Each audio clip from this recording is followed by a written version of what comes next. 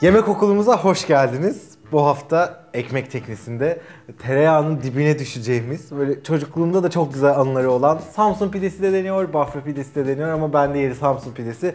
Bol kıymalı, bol tereyağlı Samsun pidesi yapıyoruz.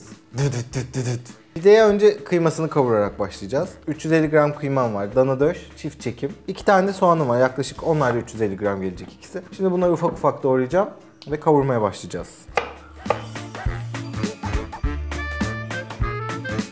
Şöyle bir doğradıktan sonra artık iyice ufaltmak için şöyle bir de üstlerinden geçeceğim.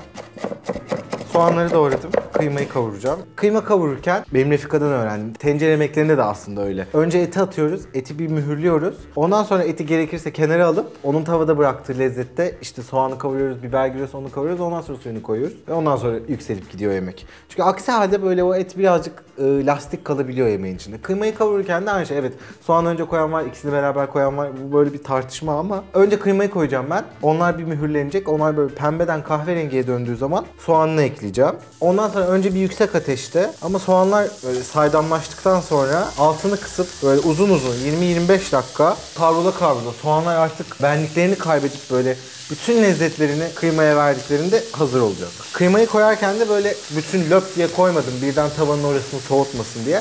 Böyle elimle ufak ufak parçalayarak koydum. Şimdi çok ezmeden alttan ala karıştırıyorum. Ve bunu yaparken de dibine birazcık yapıştı diye sakın endişe etmeyin. Çünkü soğan girince o onu ıslatacak ve o bütün lezzetleri kazıyıp alacak. Artık pembe kıyma kalmadığında soğanla ekleyebilirim. Altı hala yüksekte. Şimdi bu içi daha da lezzetlendirmek için şöyle bir çorba kaşığı tereyağı atıyorum. İlk tereyağı geldi. Arkası da gelecek. Tereyağı da eridikten sonra artık altını kısıyorum. Arada böyle bir kahverengi olduğu zaman onlar aslında çok lezzetliler, karamelize olmuşlar. Onu sıyırmak için de böyle haşlayacak kadar değil böyle azıcık birkaç kaşık su döküp onları kolayca sıyırabilirsiniz. Küçüğe aldım. Arada bir karıştırarak bunu böyle kavuracağım.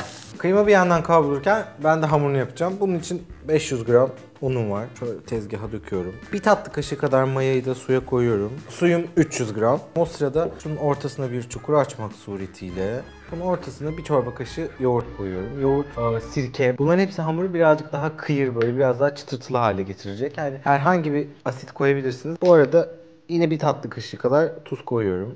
Şöyle kenardan.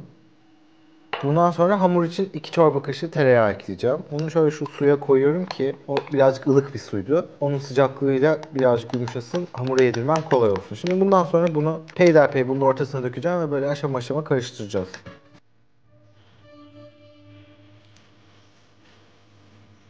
Tamam. Artık akamayacağına emin olduğum noktada şöyle kenardan elimi bulaştırarak şimdi böyle bir dağıttım, kirlettim ama bu hamur hepsini 3-5 dakika içinde toplayacak. Ondan sonra yumuşacık, pürüzsüz hale gelene kadar onu yoğuracağım.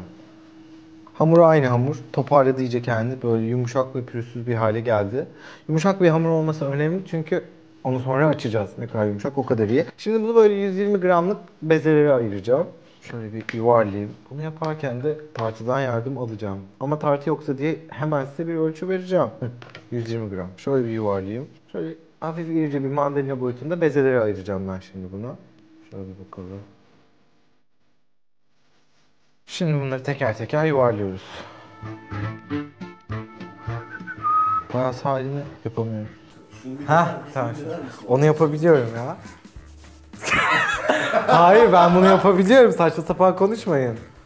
Vallahi buradan çok yapıyormuş gibi. Yapıyorum işte mikrofonla. Şunu yap abi. Tamam. Bak yaptım işte. Buyurunuz Can Bey. 2, 4, 6, 7. 7 tane bezem hazır. Onları şimdi aslında aman mayalamayacağım. Sadece şöyle bir üstlerini örteceğim nemli bir bezle. 10-15 dakika kıymayı kavuruyorduk zaten. Hani o kavruldu birazcık soğuyana kadar bunların beklemesi yeterli olacaktır. Başlarken de ilk beze yaptığınızdan başlayın ki en gevşemiş, en rahatlamış olan o olacak. Oradan devam edelim. Kıyma soğudu. O sırada hamurlar bekledi. Ben artık açıyorum. Şurayı biraz unlayalım. Önce elle birazcık şöyle şekil verdikten sonra merdane ile bunu böyle uzun ince açacağım. Ama bunu yaparken de fırında taşın üstünde pişecek. Taştan büyük yapmamak önemli. yaklaşık 20'ye 50, 45-50 gibi olması yeterli olacaktır ve çok kalın olmaması önemli. Zaten mayalı bir hamur olduğu için kalın açınca ekmek gibi oluyor, pide gibi olmuyor. Bunun da bende şöyle bir yanısı var. Benim anneannemin kız kardeşi Samsun'da yaşardı ve Sevim teyze Diyarbakır'a her geldiğinde bence 2 ton falan Samsun pidesiyle gelirdi ve onun gelmesi demek Samsun pidesinin gelmesi demekti. Ve işte anneannemleri getiriyor, bize getiriyor, dayımlar var, teyzemler var. İlk akşam herkes bir anneannemlerde toplanır. Orada bir pideye düşülür. Ondan sonra herkes kendi payını alıp eve götürür. Tabii ki önce kıymalı biter her zaman. Sanırım kıymalı bitmeden hiç peynirli yemiyordum. Bu vesileyle Sevim teyzeyi de buradan almış olalım. Bundan sonra şöyle kaşıkla içten alıp, kesinlikle cimri değil, şöyle iki ucundan birleştirip bastıra bastıra gidiyoruz. Evet. Birincisi hazır.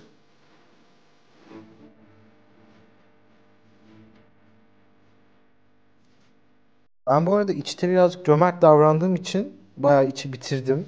350 gram demiştim ama bayağı 400-500 gram yapıp bir o kadar da soğan koyup yapabilirmişsiniz. Ama daha hesaplı olmak isterseniz bu iç hani gayet tatmin edecek kadar doldurabilirsiniz. Pideleri hazırladım. Sıra geldi pişirmeyi. Pişirirken fırın yine altlı üstü çalışıyor her zamanki gibi. Ama bu sefer fırınınız en yüksek kaç dereceye geliyorsa onu ayarlayın. Benimki 280'di. 280 derecede öyle ortanın bir alt tarafında pişecek. Taşın üzerinde pişecek. Taş yoksa döküm tencere tavanın tersini koyabilirsiniz. Çömlek koyabilirsiniz onun da tersini. Ya da hiçbiri yoksa fırın tepsisini ters çevirip koyun. Onu ısıtın, onun üzerinde pişecek. Yani sıcak bir yüzeye çarpması şart. 280 derecede pişiriyorum ben. 10 dakika falan sürüyor. Hani sizin 300 oluyorsa 7-8 dakika. Ama böyle 250'de falan kalıyorsa da 15 dakikada pişecek. Çıkarmadan hemen önce üzerine bolca tereyağı süreceğim. 4'ü çıktı. Diğer 3'ü hala fırında. Çıkarmadan önce, çıkardıktan sonra da olabilir. Üzerine tekrar tereyağı sürdüm ve hiç cimri davranmadım. Yani şu 4'üne 1,5 kaşık falan sürmüşümdür. 4'e böleyim de herkes sebeplensin.